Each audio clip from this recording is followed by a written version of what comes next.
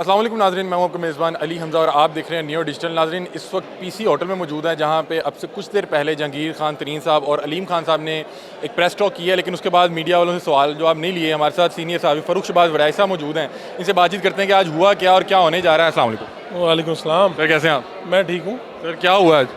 ये आपके सामने ही है कि मुझे याद आ गया 2018 से कुछ माह पहले प्रेस कॉन्फ्रेंस हुई थी, उसमें जनूबी पंजाब जो सूबा महाज के वो पूरा बना था, जिसमें से बाद में फिर वज़ीर आला भी उसमें से निकला, डिप्टी स्पीकर भी उसमें से निकला, कई फेडरल मिनिस्टर भी उसमें से निकले। लेकिन ये आज वाली प्रेस कॉन्फ्रेंस ज़रा मुख्तलिफ थी। अगर आप कुछ चीज़ें तो प्रेस कॉन्फ्रेंस में आवाम ने देखी होंगी, जो नहीं देखी वो बतानी चाहिए कि यहाँ पर अब आप देखें कि सिर्फ आपको फिरदौस आशिक अवान नज़र आई हैं।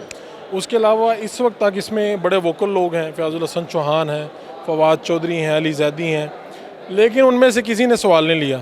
आपको शायद जहांगीर तरीन या ओन साहब से थोड़ी बहुत बात करने में मिली, लेकिन वो बात नहीं करना चाह रहे थे।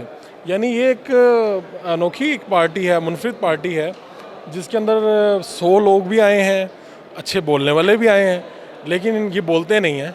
अक्सर तो हमने देखा है कि जब पार्टी बनती है और इलेक्शन करीब हो तो ये बहुत ज़्यादा बोलते हैं। हाँ, आज ये एक मुनफरिद मिसाल है कि जब मैं बाहर में फवाद चौधरी साहब से भी मिला, मुराद राज साहब और बाकी लोगों से भी मुलाकात हुई, अली जैदी साहब से, तो वहाँ पे यानी ये एक अजीब हुआ कि मैंने चौधरी साहब से पूछा कि क्या, तो उनको कई लोग सियासत छोड़ दी थी। कई लोगों ने सवाल पूछे, लेकिन वो बस मुस्कुराते रहे, मोबाइल देखते रहे और गाड़ी को देखते रहे, और इस तरह चलेगी जिस तरह आप लोगों के साथ सर हो। तो मेरे लिए ये थोड़ा सा हैरानकुन भी है। मेरे ख्याल में शायद कुछ दिनों में ये कुछ लोग कुछ देखेंगे, फिर बोलेंगे। अभी भी तो हुआ ना, मैंने कुछ दिन पहले ही कहा था कि तरीन साहब का भी फौरी तौर पे अनाउंस करने का इरादा नहीं था पार्टी का, चूँकि कुछ लोगों ने कह रहे थे कि आप अपनी नाहली पहले ख़त्म करें। लेकिन फवाद साहब को और उनको अचानक दोनों को कुछ ऐसा नज़र आया, जिसके बाद दोनों की स्ट्रगल में तेज़ी आई। फवाद साहब अडयाला जेल के बाहर गए, तरीन साहब ने पूरी पाकिस्तान से लोगों को अपने पास बुलाया, और फिर अब आपके सामने है। अच्छा फरूख भाई, ये कोई गैर सियासी पार्टी होगी, क्योंकि इसमें ज़्यादातर लोग वो हैं जो कुछ दिन पहले सियासत छोड़ चुके हैं। नहीं, अब तो ये खुल के सामने आ गई, ये सियासी पार्टी है। वो तो अपने आप को ही पता, मुझे पता, जान छुड़वाने का एक तरीका था कि मैं सियासत से ब्रेक ले रहा हूँ, या आप समझें बाइज़्ज़त वापसी थी।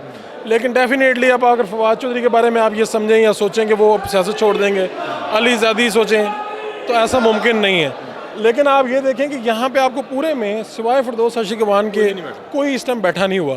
कुछ लोगों को सिक्योरिटी बाहर ले जाती है, कुछ लोगों को घेराव में लेके जाते हैं। है तो ये सियासी पार्टी है, इसके अज़ाइम जो है अगले चंद हफ्तों में मज़ीद खुल के सामने आएंगे। फरूख भाई, मैं सिर्फ आखिरी आपसे सवाल पूछना चाह रहा हूँ, ये कैसे मुमकिन हो जाता है? ये तकरीबन पाकिस्तान तहरीक इंसाफ के वही लोग थे जो जहांगीर खान तरीन पे वो चीनी कमीशन उसके बाद बड़ी तनकीद किया करते थे, और आज वो कह रहे हैं कि नज़रियाती तौर पे हम एक जगह खड़े हैं। मुझे तो ये भी पता था कि फवाद साहब की भी सख्त मुखालफत है इस पार्टी में। मुझे जो पता चला, तरीन साहब को तो अच्छा लगा होगा उनका आना, लेकिन कई लोग हैं जो बड़े खाइफ थे कि वो क्यों।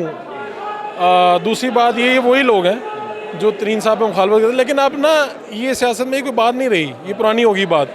उसकी वजह क्या है कि ओन चौधरी को भी लोग बुरा कहते थे, ओन चौधरी मशीर वज़ीर आज़म है, अलीम खान साहब को भी कहते थे, वही लोग जो अलीम खान पे मैटर करते थे। मुराद रास ने भी तनकीद, बाकी लोगों ने भी की।